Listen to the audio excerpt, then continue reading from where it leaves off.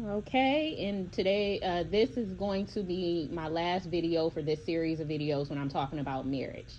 I want to make another thing clear. The only way you can have a happy relationship is if you know exactly who the fuck you are. All right? The bottom line is the only way to have a really good, healthy, happy relationship is if you know exactly who you are, what you want, what you don't want, what boundaries you have, what you have a little bit of wiggle room on, and what you don't have. You have to know your negotiables or non-negotiables. You're like, and until you get to that point of knowing yourself, I 100% believe at this point you will never truly be able to get a good relationship, or you're just going to funnel through multiple relationships because you still have not set your own standard. So if you don't know your own standard, you won't be able to welcome in or bring in the right people. You'll be on these dating apps just randomly liking whoever and not understanding if you two are even a good match or not. You're going to be wasting a lot of time. So once you know what your bottom line is and what you're willing to deal with and what you're not willing to deal with and what you're okay with and what you're not okay with, you can move forward. Like for me, I'm grateful for my marriage at the end of the day because it gave me a better understanding of who I am, what I'm willing to tolerate, what I'm not willing to tolerate. Like, I think before I got married, I still wasn't sure. Yeah, we can talk about what we like and what we don't like, but you really don't know how that shit really resonates with you until you're actually in it, right? Like, until you're actually in it and you're in those split second decisions you got to make and you're in it, you really have no clue how your body is going to respond to certain things. You don't know what your stress tolerance is. My stress tolerance is extremely low. So unfortunately, I can't deal with a lot. I have PTSD, I have anxiety, I'm bipolar. So since I already have a baseline self-awareness of who I am at this point, I know what I can and can't deal with. I know the only man I can deal with is a man who got it together. I tried it with motherfuckers who still trying to work their life out, but that just doesn't do it for me. Like, some women thrive off of helping people. I don't. I only thrive off of helping people that's looking for my help. But if I see that you got a long laundry list of problems and I have to constantly keep repeating myself over and over again, I have zero tolerance for that. I have low tolerance for children. It's either you're listening to me or you're not, okay? Like, I raised my son a certain way to the point where I don't have to go back and forth with him because he already knows what the fuck time it is. And I'm definitely not about to be going back and forth with another man. I'm just not. So once you know who you are, because the only problem with listening to a bunch of women on what you should do and what you shouldn't do, the only problem with listening to a bunch of women on what you should and shouldn't do is it may not fit who you are and who you are as a person. You get what I'm saying? Like, not everything works for every person because we're not all the same across the board, So it's going to be very imperative for most women, instead of listening to a bunch of women and going with what they do, you have to first understand who you are. So what may work for me may not work for you. What may work for any other woman that's on these platforms giving advice, it may not work for you. Okay? Listen, not everybody can sit up in the house and be comfortable. They want to be out and live. That just may not be your thing. Like, what my mother can do with her husband, that's probably not my thing, because my mother's husband doesn't like going anywhere. He's really, really introverted. He's like, he's like that all the time though. I like somebody that's like that, but not all the goddamn time. So what may work for other women may not work for you. And that's why you have to know who you are. And a lot of times you're not going to know who you are until you start test driving. You test drive and get in relationships to know what you like and what you don't like. Okay? A lot of people are afraid to be in relationships, but honestly, that's the only way you're going to know who you truly are.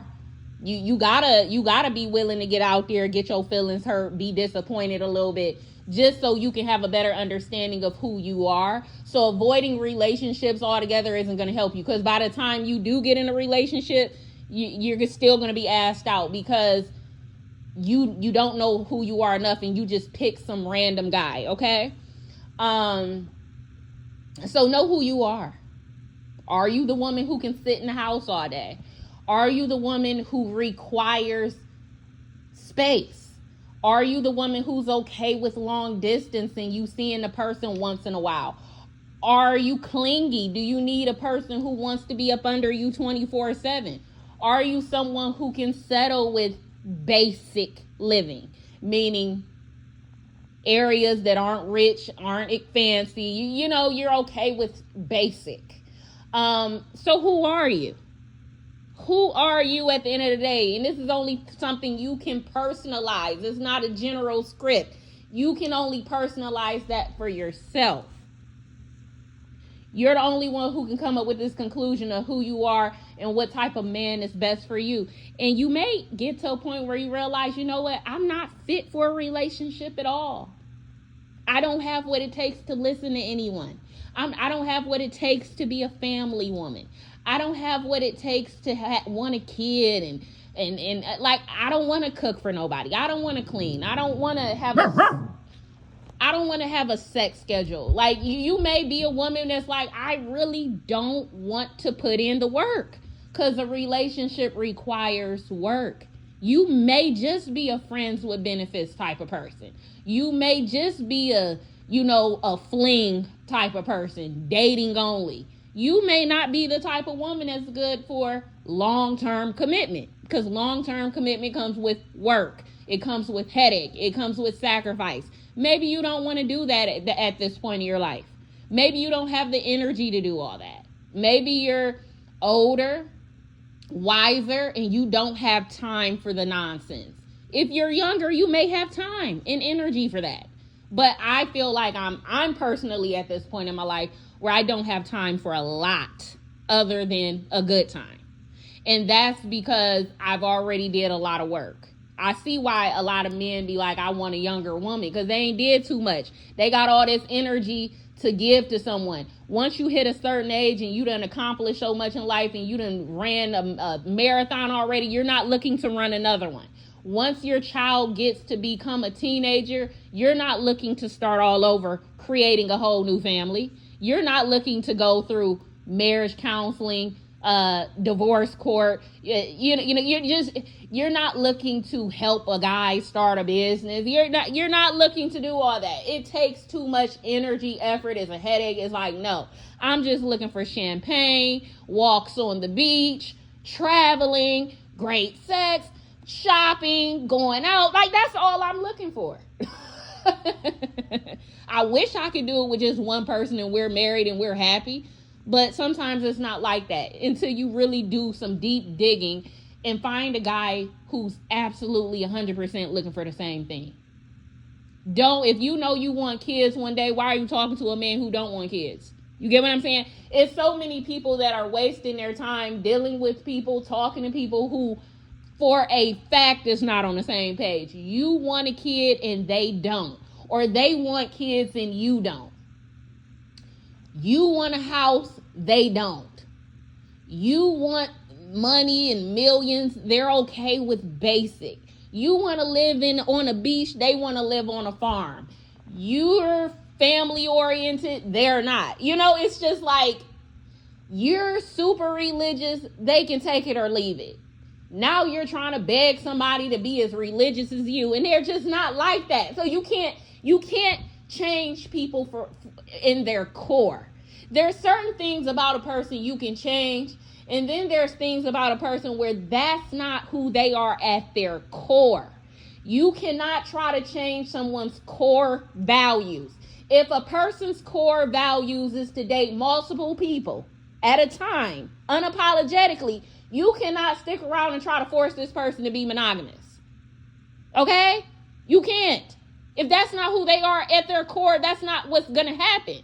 Like, if a woman doesn't want to share you can't try to convince her to allow you to be a cheater. She may try to accept it, but eventually that misery is going to come out. If you know you want to have random women, get with a bisexual who's okay with it. You know? So that's what I mean. So absolutely 100%, you will not find your true life partner until you know who the hell you are. And they got to know who the hell they are too. If you know who the hell you are, you gotta get someone who knows who they are too. You can't know who you are and still be dealing with people who don't know who the hell they are and what they want. Once again, it's going to be mixed vibrations. It's going to be stressful and headache because y'all aren't on the same page. Okay? That's why it's okay to date around until you figure it out. Figure it out. Figure it out. It's okay to have a couple of short-term relationships that only last 2-3 months.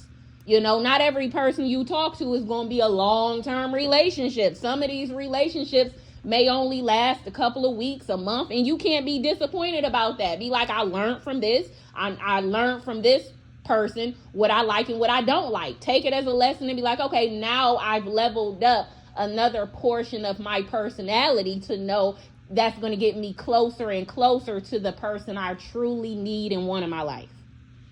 Bye.